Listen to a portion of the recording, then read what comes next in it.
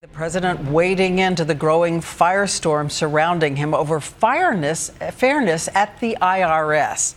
He had an announcement today and a promise of accountability. So let's get right to what he said and what he says he's going to do with ABC senior justice correspondent Pierre Thomas. Pierre.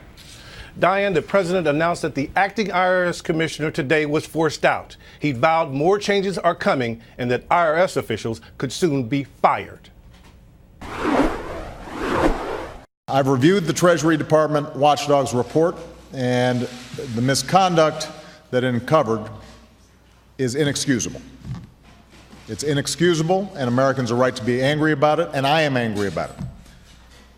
I will not tolerate this kind of behavior in any agency, but especially in the IRS. Today, a growing number of conservatives were lining up to claim they had been targeted too.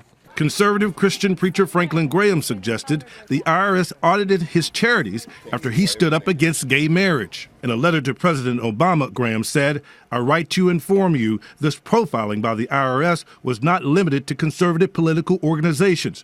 Indeed, it extended to religious charities." Frank Vandersloot, a major fundraiser for Republican presidential candidate Mitt Romney, says the IRS made his life a nightmare. I was faced with a matter of 4 months, 3 federal audits going on at once. The administration is investigating how the IRS was allowed to unfairly scrutinize Tea Party and other conservative groups, challenging the request for tax-exempt status. And I can assure you and the American people that anybody who has broken the law will be held accountable. A criminal investigation means IRS officials in Cincinnati, California, and Washington, D.C. now face FBI agents showing up at their offices to interrogate them. Their emails and phone records could be subpoenaed. My question is, who's going to jail over this scandal?